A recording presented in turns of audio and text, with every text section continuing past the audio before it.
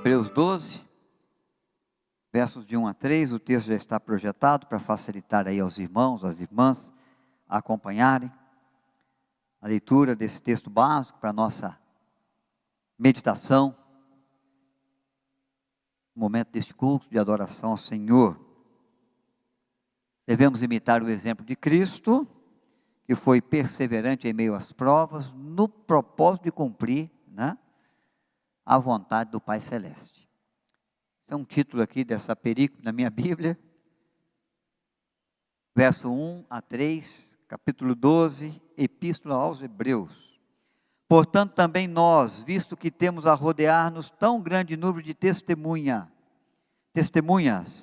desembaraçando-nos de todo o peso e do pecado que tenazmente nos assedia, corramos com perseverança a carreira que nos está proposta, olhando firmemente para o autor e consumador da fé, Jesus, o qual, em troca da alegria que lhe estava proposta, suportou a cruz, não fazendo caso da ignomínia, e está assentado à destra do trono de Deus.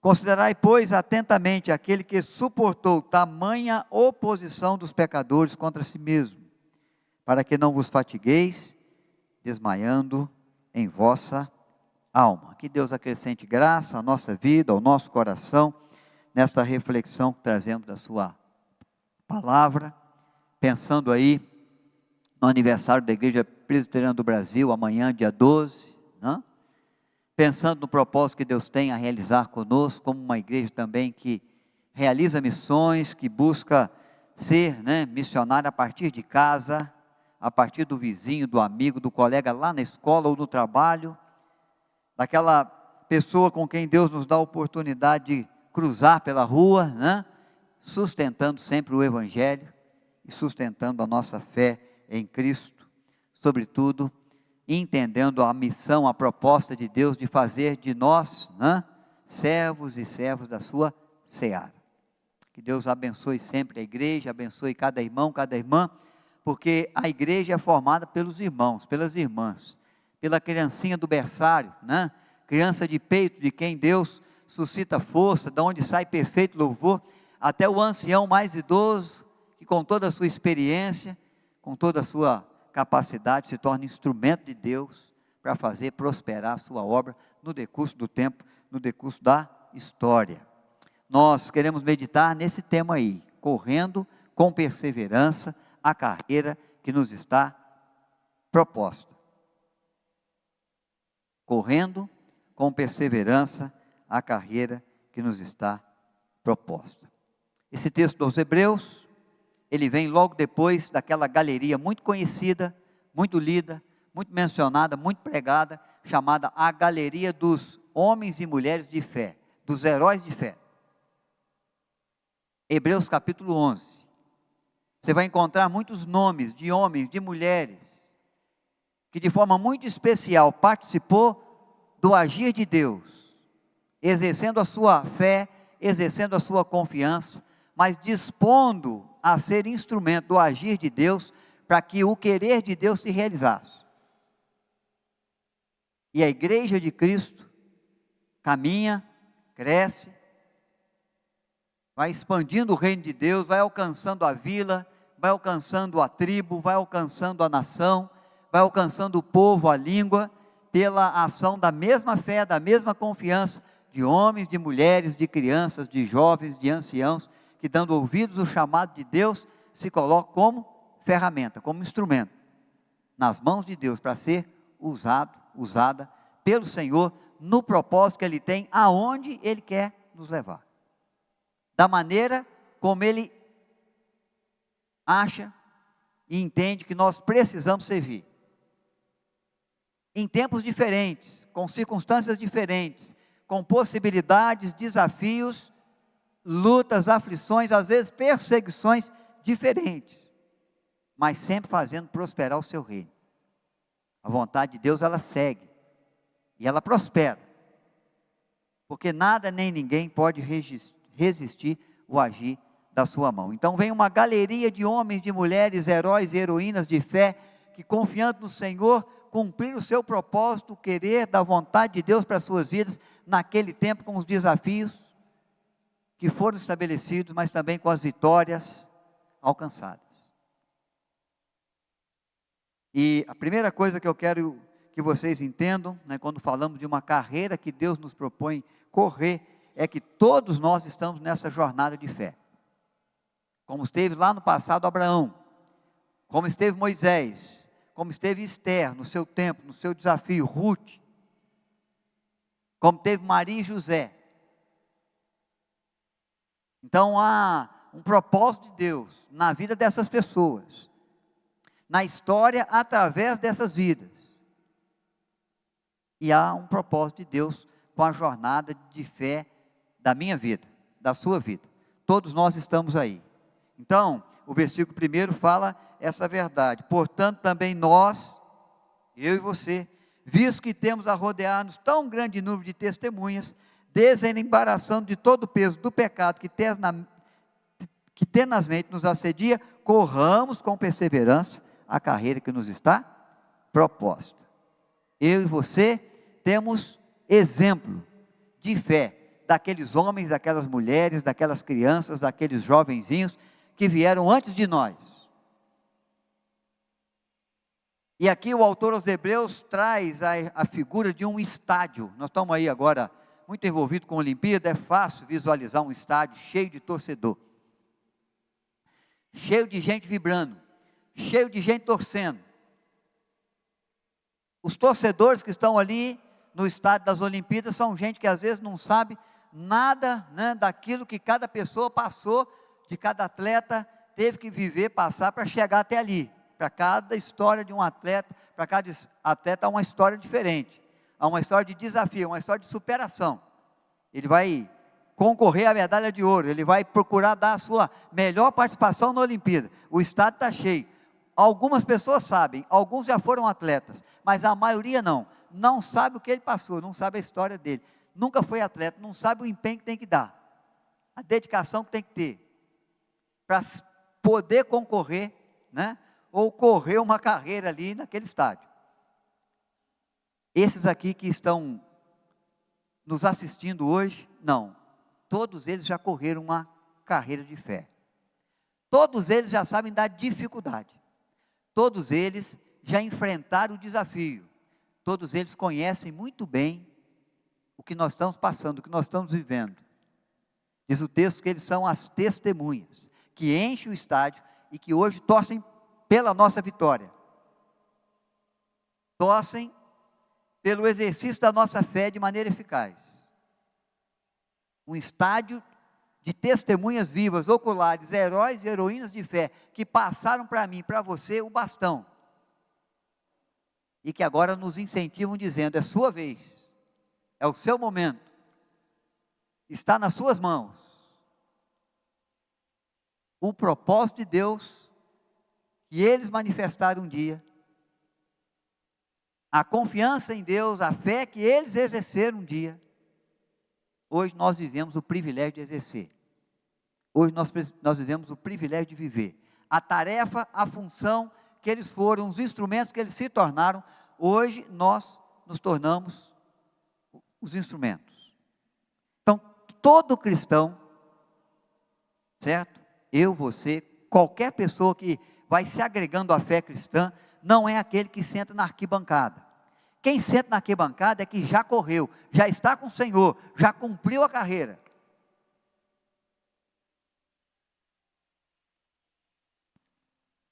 A igreja de Cristo hoje é a igreja que está na luta, que está no empenho, que está com o bastão na mão, que está com um trabalho para ser realizado, que está com uma carreira para correr. Paulo, quando estava para morrer, o que ele falou? Combati o bom combate, completei a carreira. Ele passou para a galeria de torcedores. Ele está no estádio hoje. Está contemplando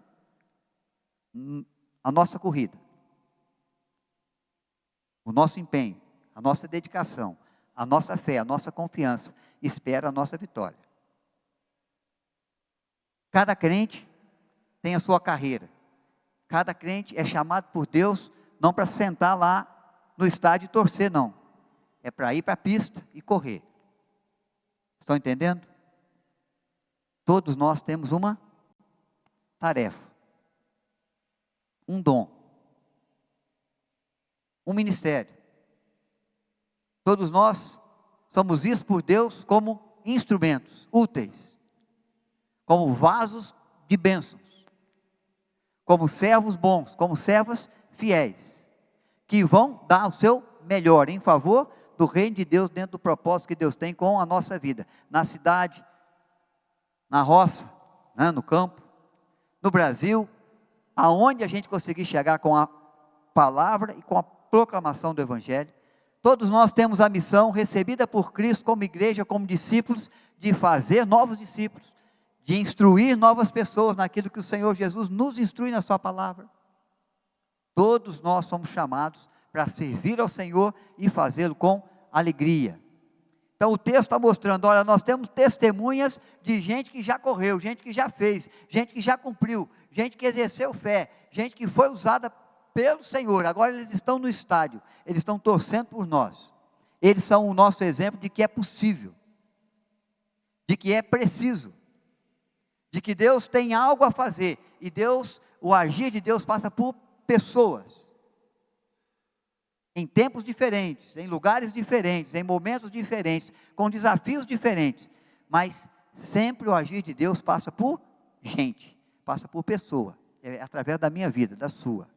Nós estamos correndo uma carreira que nos é proposta por Deus. Todos nós estamos numa maratona. O maratonista, quando vai correr, 42 quilômetros e alguns metros mais, é uma maratona cheia, né? Normalmente ele se prepara e ele já sabe quanto tempo ele vai levar. Se ele é um atleta bom mesmo, 2 horas e pouco ele vai fazer isso aí. Atleta, tá? Não estou falando assim do pastor que é metido atleta, que corre de vez em quando, não. Aí vai levar 4 horas, se conseguir. Mas nós estamos falando de atletas. Quando ele entra na corrida, ele já sabe quanto tempo, ele já sabe quando mais ou menos ele vai terminar. Eu tenho uma notícia para você. Nós, na nossa carreira e na carreira que Deus propõe, todo mundo está nessa jornada de fé aí, todo cristão está, você não sabe quando isso vai acabar. Eu tenho a ideia de que eu já posso ter passado do meio, já fiz 53, vou para 54. Então, se eu viver bastante, 100 anos aí, agora o reverendo Raimundo Santos está sempre conectado conosco, lá de Tietê. Esse ano, dia 17, vai completar 100 anos. Seu José Lopes, membro da igreja aqui, nesse mês de agosto, final do mês, 101, vocês se lembram dele aí. Então, se eu for viver assim, né, já passei do meio da jornada, do meio dessa maratona aí. Mas a gente nunca sabe, porque Deus pode nos chamar a qualquer momento. A carreira termina para mim quando Deus me chama à eternidade. Vai terminar para você quando Deus te chamar à eternidade. Você pode estar no início, você pode estar no meio, você pode estar no fim. Nós não sabemos, mas sabemos que estamos numa carreira que o Senhor nos propôs correr. Que termina quando? Que termina quando nós fechamos os olhos aqui e podemos abrir na eternidade. Ah, pastor, mas eu já fiz muito, não preciso fazer mais. Meu irmão, minha irmã, enquanto Deus te der vida, enquanto Deus te der fôlego, enquanto Deus te der respiração, você está na carreira, você está na corrida, você está dentro do propósito de Deus para fazer o seu serviço, para cumprir a sua missão. Alguns queridos nossos já completaram a carreira, já realizaram aquilo que Deus entendeu que precisava ser realizado. Mas todos nós estamos então numa carreira. Quando eu vou cruzar a linha de chegada? Quando Deus quiser, quando Deus estabeleceu, quando eu fechar os olhos aqui, abrir os olhos na eternidade. Enquanto isso, eu preciso estar pronto para fazer o meu melhor. Segunda coisa que esse texto me ensina, temos a rodear grande número de testemunhas. As pessoas mencionadas no Hebreus 11, irmãos que já passaram pela Igreja Presbiteriana de São José dos Campos, que já passaram pela Igreja Presbiteriana do Brasil, que já serviram ao Senhor, que já estão na glória com o Senhor e que estão agora torcendo também pelo nosso bom exercício de fé. Eles já contribuíram, eles já cooperaram, eles já foram instrumentos, eles já se tornaram um vaso de bênçãos. E agora, eles estão torcendo pelo nosso bom serviço, pelo nosso bom testemunho, pela nossa confiança em Deus que vai nos levar também à vitória. Esses sim estão nas arquibancadas. Eles não precisam fazer mais, eles já fizeram. Mas nós estamos na pista. Nós estamos para correr. Nós estamos para fazer. Nós estamos para realizar. E o que esse texto me aponta quando eu penso nas testemunhas que nos rodeiam, mencionadas aí em Hebreus capítulo 11, ou em cada irmão, cada irmã, cada criança, cada jovem que Deus já usou, que já correu a sua carreira, que já completou a sua carreira e que já está com o Senhor, esperando aquele momento de ser glorificado, para receber a coroa da justiça na eternidade, no porvir, no novo céu, na nova terra que Deus prepara para aqueles que o amam.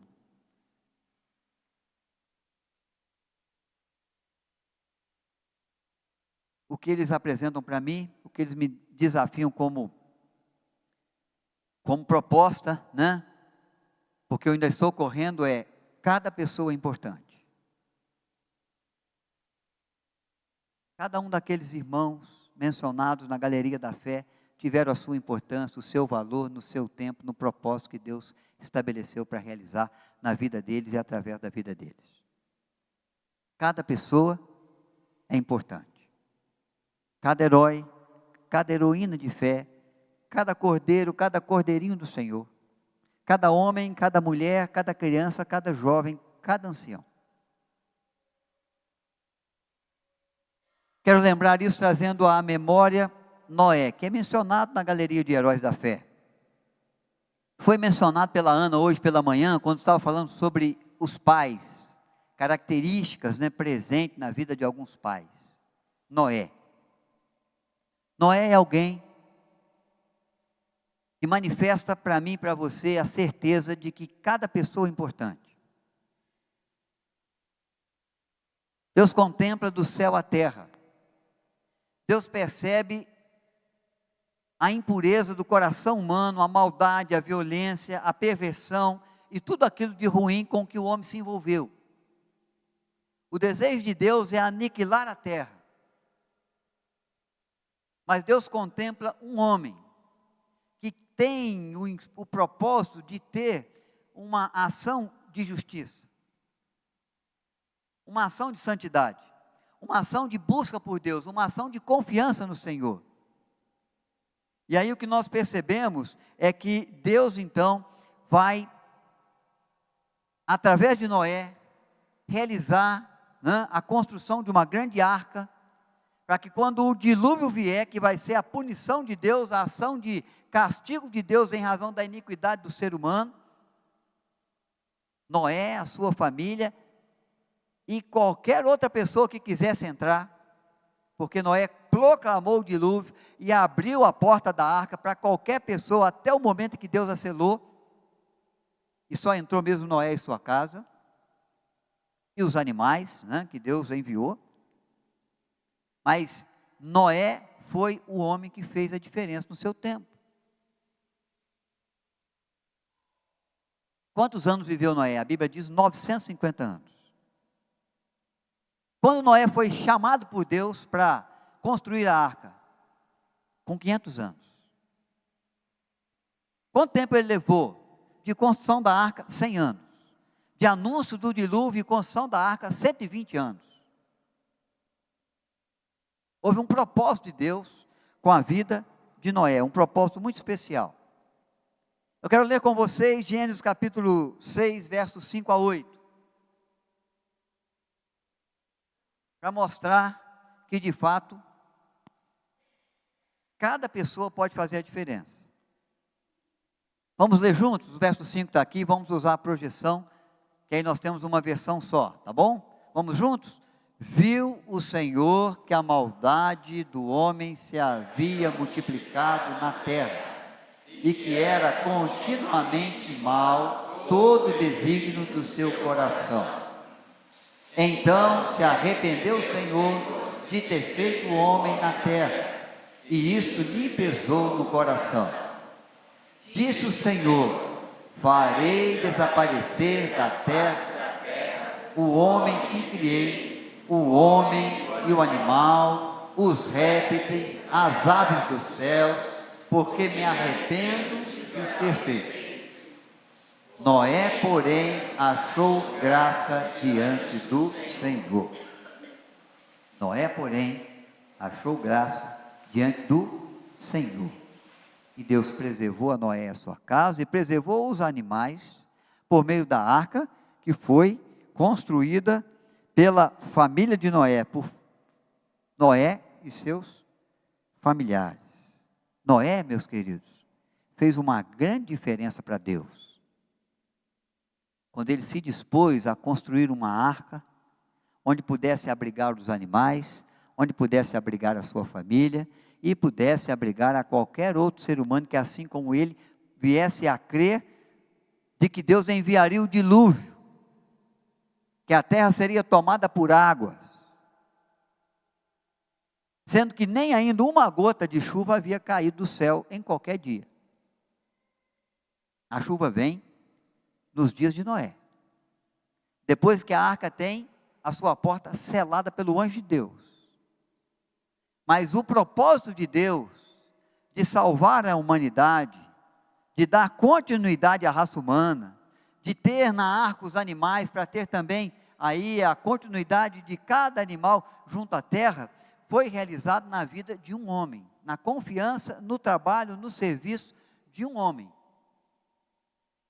E foi tido pela humanidade como louco, e foi chamado por alguns de homem ou velho gagá, velho louco, construindo um barco tão grande. Para quê?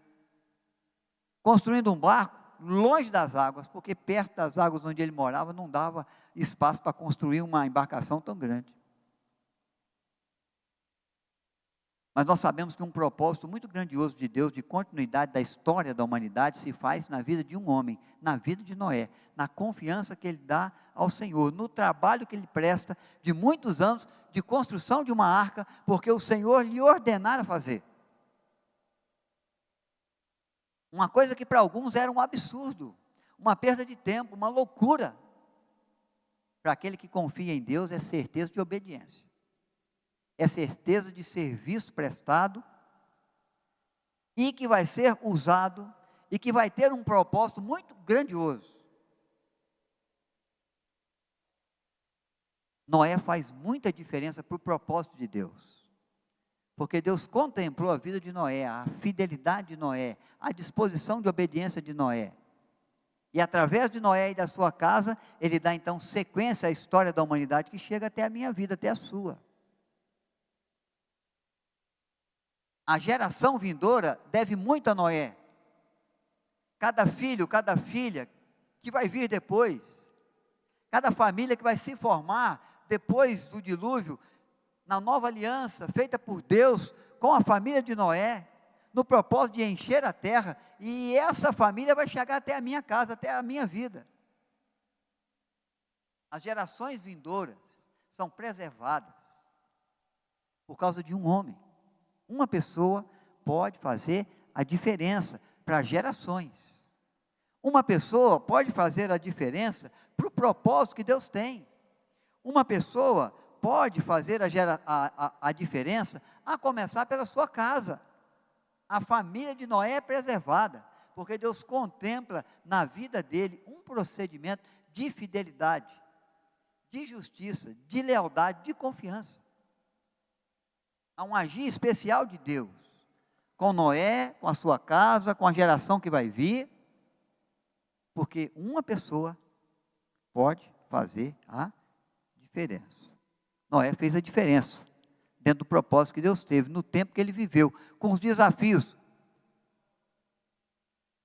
com as situações, com as circunstâncias, que a humanidade toda criou na sua maldade, na sua perversão.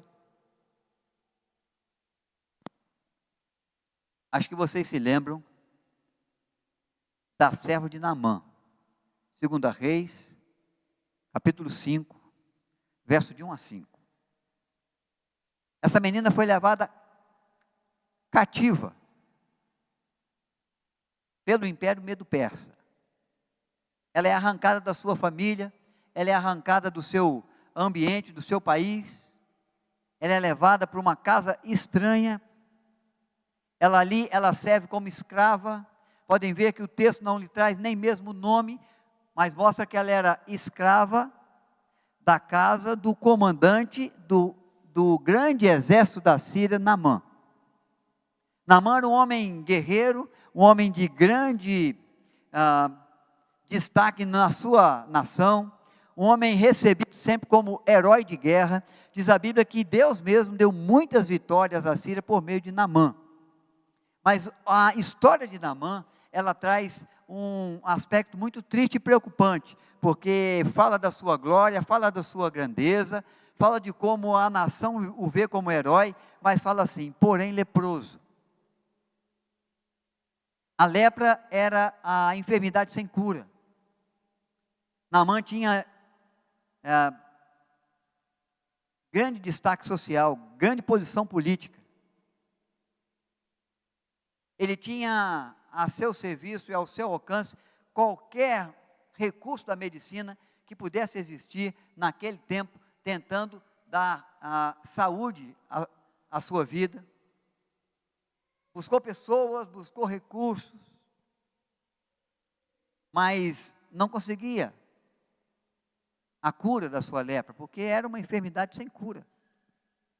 Essa menininha que estava em casa de Naamã, que não o via só no momento da glória, recebendo os louvores da cidade, da nação, que não o via apenas lá no campo de batalha com as suas estratégias, vencendo cada exército e conquistando cada nação, ela o via em casa, com as suas dores, com as suas feridas, com a sua tristeza, com a sua impossibilidade de abraçar a esposa, com a sua certeza de que ele não poderia há pouco tempo conviver mais com a sua cidade, teria que ser levado para um campo à parte, tido como imundo, não podia ser visitado, não podia ser abraçado, não podia ser cuidado, não poderia ser.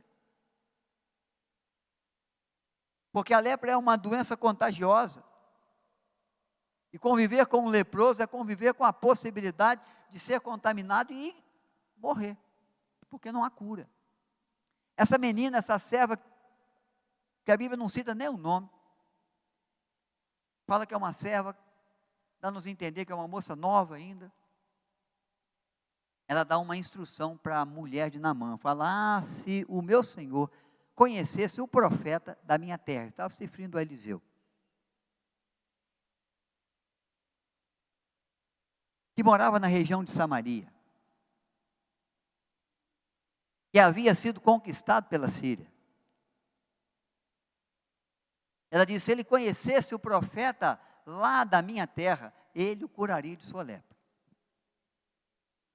E nós sabemos o que aconteceu. Naamã vai montar a caravana, vai se dirigir para lá. Vai receber a ordem do profeta, que ele não vai gostar muito, de 7 mergulhos no Rio Jordão. Vai lembrar que na sua terra tem rios muito mais limpos. Rios Tigre, rio Eufrates, de águas mais puras, mais cristalinas. Onde ele teria já se banhado tantas vezes e continuava imundo, leproso. Mas animado pelos seus soldados, encorajado pelos seus soldados, vai dar os 7 mergulhos no Rio Jordão. A partir dos 7 mergulhos, vai sair com a sua pele purificada como de uma criança.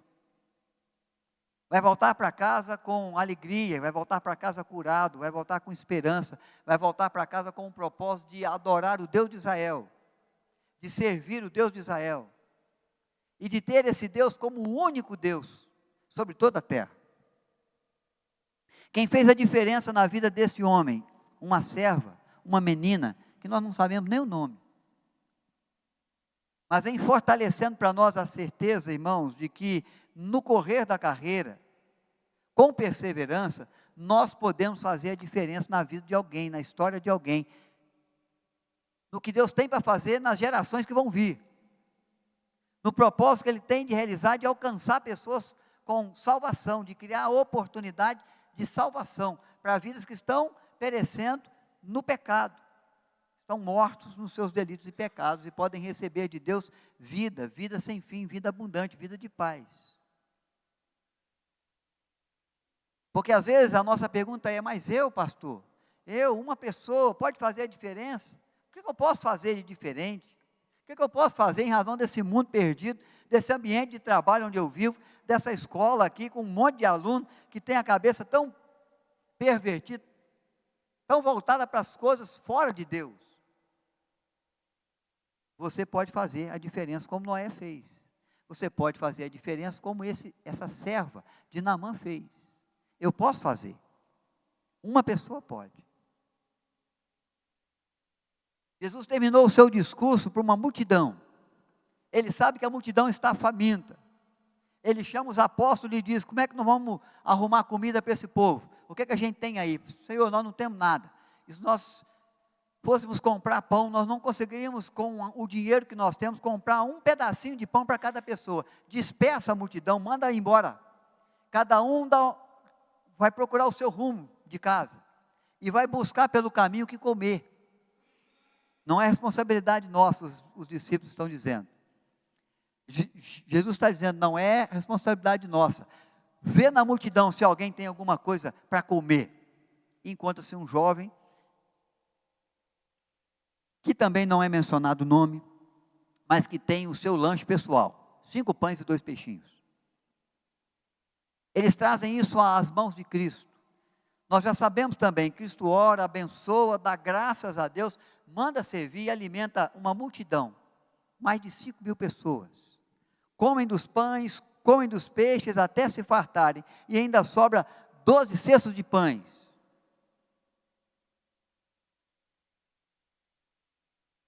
Porque uma pessoa pegou o pouco recurso que ele tinha, confiou nas mãos de Cristo e fez a diferença para alimentar a multidão que necessitava de alimento.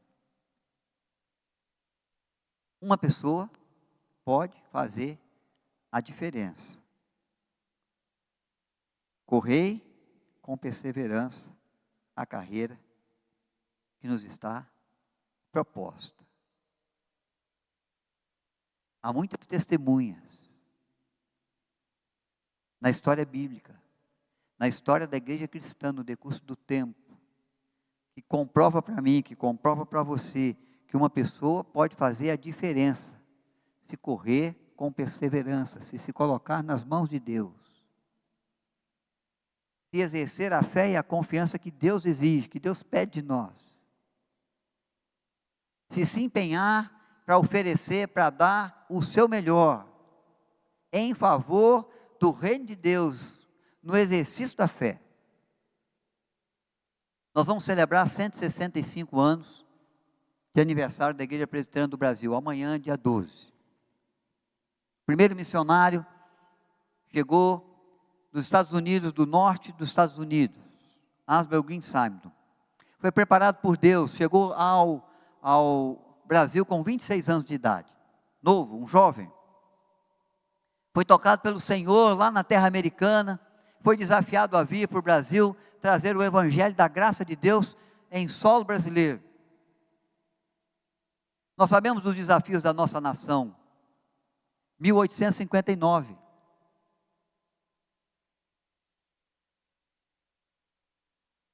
Esse jovem veio para cá, ele não sabia o português. Quando ele veio, ele só falava inglês. Ele montou uma escola de inglês, e ali ele começou a aprender o português e a evangelizar, usando os textos bíblicos para o aprendizado do inglês, para aqueles que vieram aprender com ele. Com isso ele ia passando o evangelho, e ele ia passando a mensagem grandiosa da graça de Deus. E Simon então se empenhou. Ele viveu 8 anos de ministério, porque ele foi morto por febre amarela, em 8 anos de ministério. 34 anos de vida, Simon faleceu. Foi chamado à eternidade. Completou a carreira dele. Mas esse missionário americano, apesar de viver os seus desafios, perdeu a mãe, perdeu a esposa, no momento do parto da sua filhinha, foi tomado por febre amarela e morreu. Apesar de estar num país estranho, num país onde ele não sabia primeiro falar o idioma aqui local, em 8 anos de ministério, ele pôde participar da plantação e organização de 4 igrejas. Catedral Presbiteriana no Rio de Janeiro, a Igreja Presbiteriana também de São Paulo, a primeira, que hoje é a Catedral Independente, da Igreja Presbiteriana Independente do Brasil, a Igreja de Brotas, e mais uma igreja, são 4. Organizou o primeiro presbitério, o primeiro concílio. Formou o primeiro seminário. Estabeleceu a formação do primeiro pastor presbiteriano, o ex-padre José Manuel da Conceição, chamado de o Padre Protestante. Nesse período, irmãos, de vida, apesar dos desafios que eram comuns na nossa nação e dos desafios que ele viveu por circunstâncias da sua própria história, das suas perdas, das suas lutas familiares, da sua luta com a enfermidade. Hoje nós somos mais de 2.000 igrejas no país. Em todos os estados brasileiros há a presença da Igreja Presbiteriana do Brasil. Em alguns deles, em quase todas as cidades, como no estado do Espírito Santo. Porque um homem, um jovem, lá dos Estados Unidos da América, poderia pensar assim: o que eu tenho a ver com o Brasil? E foi alertado por muitos sobre o risco da febre amarela para ele não vir. Resolveu ser o homem, o jovem, por meio do qual Deus pudesse fazer a diferença na nossa nação brasileira com o Evangelho. Uma pessoa pode fazer a diferença. Quando Simon estava tomado da febre amarela, ia mesmo morrer, já tinha realizado o seu trabalho, seus 8 anos de ministério, estava bem próximo já da sua morte, já tinha organizado as igrejas, já tinha organizado o seminário, realizado todo o seu serviço. Sua irmã, também missionária, vindo ao Brasil, está junto ao seu leito de morte. E a preocupação dela é com o trabalho que ele fez, com a igreja que ele plantou, com os irmãos de fé que foram levantados. E ela então vai perguntar a Simon: o que será dos crentes e do trabalho que você está deixando? O que vai ser, Simon? Das igrejas plantadas, do seminário, da escola americana que estava chegando, que hoje é o Mackenzie. O que vai ser? Ele respondeu: Deus levantará alguém para tomar o meu lugar. Ele fará o seu trabalho com os seus próprios instrumentos. Nós só podemos apoiar-nos nos braços eternos e estar quietos. Simon trazia a certeza de que assim como ele fez a diferença, Deus ia manter a diferença para continuar levando o Evangelho da graça dele à nação brasileira, através dos outros discípulos, dos outros membros, dos outros irmãos, de outros que iriam receber o bastão para correr com perseverança a carreira que lhes está proposta. Temos a rodear-nos, irmãos, um grande número de testemunhas.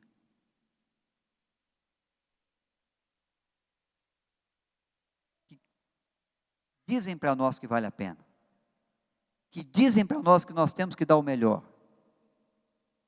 Que nos deixam a esperança de que é possível vencer os obstáculos. É possível alcançar as vitórias. é possível ver o reino de Deus se estabelecendo e a vontade de Deus se estendendo a partir da nossa vida. Não importa se somos muitos, se somos poucos, dentro de uma nação tão grandiosa, ou se somos poucos para o grandioso trabalho, porque a Bíblia já dizia, e Jesus já via assim, a seara é grande, os trabalhadores são poucos, mas orai ao Senhor da seara, para que Ele mande trabalhadores.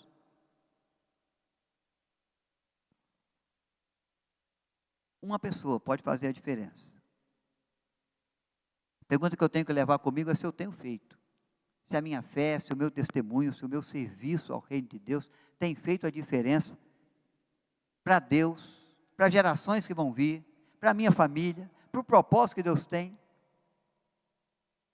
Porque o agir de Deus passa por pessoas. E eu preciso dar o meu melhor. Eu não posso fazer aquilo que eu não tenho condição de fazer. Eu não posso fazer o que Deus determinou para que outro faça. Mas eu preciso fazer bem aquilo que Ele confiou à minha mão como carreira, que Ele me propõe correr com perseverança. Você vai ter dificuldades? É claro que vai ter. Você vai viver momentos de tristeza, de frustração, de luta, de aflição, de dor. Vai ter aquele dia que você vai falar assim, vou abandonar tudo, vou jogar a toalha, vou deixar tudo por aí. Você vai ter também. Todos esses homens e mulheres passaram por isso. Eles não são em nada diferentes de nós. Porque não são super-homens, não são super-mulheres, mas foram servos bons e servos fiéis. Que Deus veja servos bons, servos fiéis em nós. Corramos com perseverança a carreira que Ele nos propõe correr. Que o agir de Deus no decurso do tempo, no decurso da história, possa ir até onde Deus queira levar. E quem sabe o seu nome seja lembrado, ou o meu nome seja lembrado por alguém que foi abençoado, abençoada, no exercício da minha fé, no exercício da minha confiança, no serviço que Deus fez, através de uma pessoa, através da minha vida, através da sua. Muito o Senhor pode fazer, de diferença, através de uma pessoa. Por isso Ele fez tanto, para a Igreja Presbiteriana do Brasil, na vida de Simon, nos desafiando a ver o propósito de Deus, como Ele viu.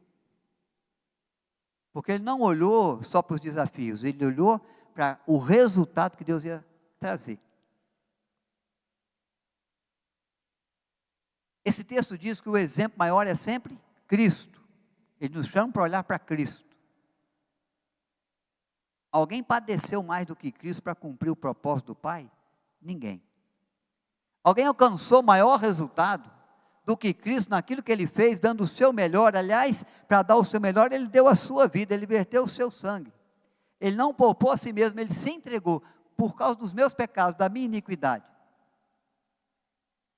Mas diz o texto que Ele contempla dos céus a sua igreja, o resultado do penoso trabalho de sua alma, e se encontra decepcionado, frustrado, triste. Não, se encontra satisfeito, porque Ele vê homens e mulheres que fazem a diferença, que levam adiante o reino de Deus, continuam a fazer prosperar a vontade do Senhor na terra, como prosperou na vida de Cristo na cruz do Calvário. Ninguém tem maior amor do que esse. Ninguém consumou e correu tão bem uma carreira que lhe foi proposta como Cristo correu, para fazer de nós seus filhos, mas para fazer de nós seus servos, suas servas, que hão de entrar no gozo do seu reino. Que o agir de Deus continue, e seja atuante, seja eficaz, e seja a partir de nós.